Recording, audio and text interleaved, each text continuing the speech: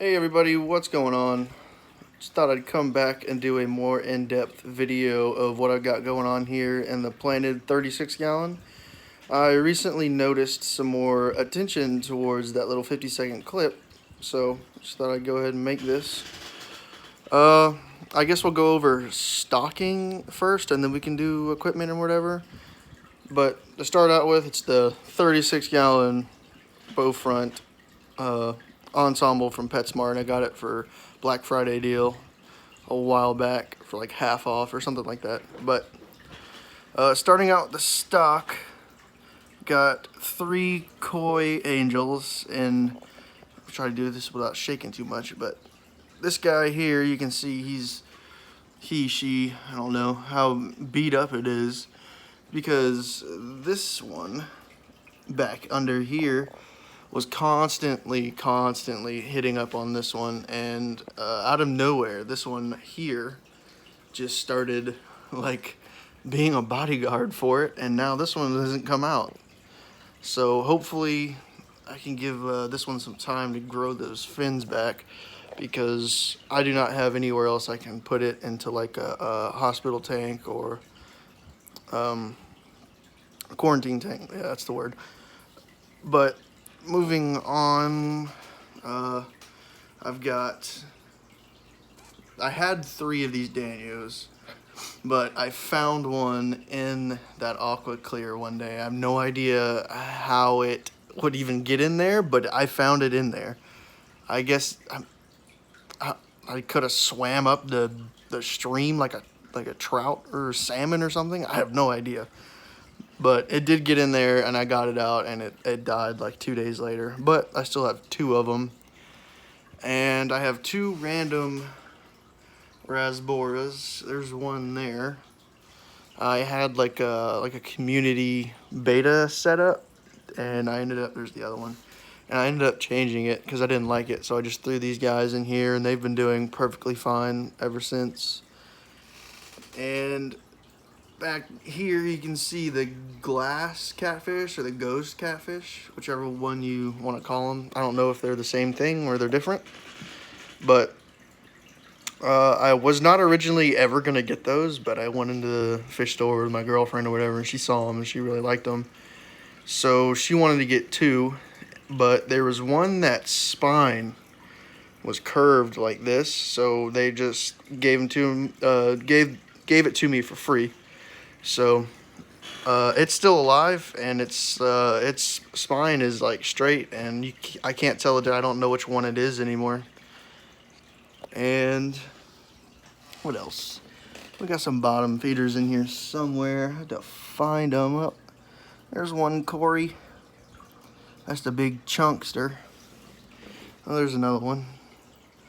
They don't really do much during the day until there's food. And I do have one albino bristlenose pleco, but it's probably in the trunk right here. He doesn't usually come out till I feed. Oh, and then something that goes against keeping angelfish. I did not know it at the time. That is when I was getting back into the scene or whatever. Where are they? There's one. There's 3 tiger barbs in here. Now, I know you may be thinking, oh, well, that's what's doing the fin nipping. I just scared them. The fin nipping on this guy. And it's like, no, they don't do it at all. They don't come out. When the angelfish are swimming, they don't come out. It's weird. When the angelfish, like, go in the back, you know, they're having their little hissy fits with each other and they're hiding, they'll come out. I don't know. I guess they're, like, it could be a size thing. I have no idea. Or it could be the fact that there's no dithers in here also. And you should keep barbs in like a school of 6 or more. I only have 3. So that's probably why they do it. And then I have another, is it a Chinese algae eater? He's probably hiding in here too. I don't know where he's at. But that fish is getting large, and I'm starting to get worried about what I'm gonna do with it. Because it is growing at a very high rate. But I always, fish aren't disposable. I see them as pets, just like a dog or a cat. So if something ever outgrows my tank, or I take care of it the right way.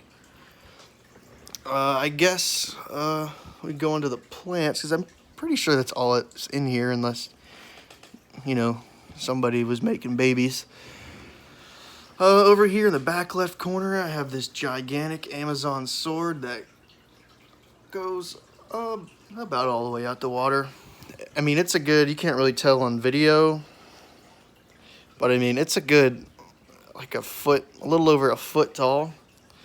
And in this corner, I have another one, and you can tell that I planted it wrong if you know about swords. By the way it's growing. It's growing like outward instead of, up, because the crown of the plant is under the substrate, and that's a big no-no. But I've just decided not to touch it, because it looks like it's doing good. It's a good filler for that corner. And behind it, I've got a temple plant. That was a trimming off of one that actually died, and I took the tip off of it and created a whole new one, and I still have a piece of it living. And I've got another one up here. I just can't, I don't know what's up with the temple plants, but I just can't get them to, grow healthy. It's probably the lighting, but it's right there in the light. I don't know. But I have been dosing this with, Fluval Plant Plus every like 2 weeks. I'm hoping that's the right time frame to do it. If it's not, just comment and let me know. I'm always wanting to know other people's knowledge towards the way I can make my stuff better. And these plants here, I cannot remember for the life of me what they are. I'd have to look it up, honestly. It's Cardinalis something, or like something Cardinalis, but this stuff's been growing like crazy. I started these 3 in the back. I had started out with these. These are probably, 6 inches? Yeah, about 6 inches. That's what those started out as in the back, and you see they're huge. And I was just clipping the tops off of them so I could make more. And it grew all that, and it's just reaching up towards the light, and I'll probably have to trim it again, but I don't have any room for any more, so I guess I'll have to just throw it away, unfortunately. And up here, I think it's Anubias nana, I think. I don't know.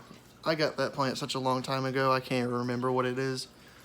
But I just stuck it in the top of that tree trunk, tree root, whatever, and it's attached itself over time. It's doing good.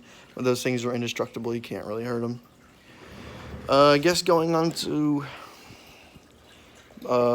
lighting and filters, I just have I think it's the 18 to 24 Night Crew Classic. I had it for a 20-gallon tank, and it worked better, and it was a lot brighter than the light that came with the ensemble, so I just threw it on there. The light coverage doesn't get all the way to the sides, as you can probably see, so I want to get a bigger one, but in time, I guess. And I got a Aqua Clear 50 on the back. I really do like them. It's not really making the water as clear as I would like, unfortunately, but I think it's more my fault, because you need like a filter floss to polish your water, obviously. But I've been there, done that. It still just didn't do it. So I think I'm gonna switch over to a small like canister, so it'll have the mechanical, biological, and like filter floss type of filtration in it, all in one. And then I'll just stick it on this tank, because I hate this thing. I hate it. That can be a whole new video, comparison of what I like about that one more than that one. I'm not going to get into it now, because just ramble on. But on top of here, I have a sock, because this thing is missing a foot, and it rattles like a mow. I think it's just rated for a 10-gallon. It's more for surface agitation, because I was having really problems with like the protein buildup, and it was getting really thick and it looked like an oil slick, and I hate that. I always hate it, never want it in my tank. So I had an extra little sponge filter from an old beta tank, so I just threw it in there instead of an air stone, because that'll be much more beneficial than just an air stone. Get some extra biological media in the tank that way. And I think it's just a little reptile thermometer. The tank is really hot right now, and I just took it off. Oh, I got it. The tank's really hot right now. It's warm in here.